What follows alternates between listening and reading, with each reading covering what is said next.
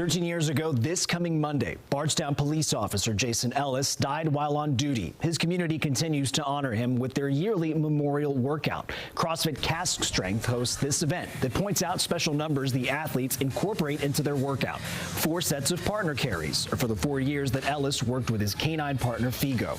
Each carry was also 70 feet long for his 7 years of service. And the weighted vests also symbolize the gear that officers carry on their job. Never forget, there's still a lot of questions that need to be answered. Hopefully that's sooner than later, but we just try to do this every year to keep his name out there, keep the word out there. Hopefully there's a time where this department, this community, his family, his wife, his kids, we can finally seek the justice that we deserve.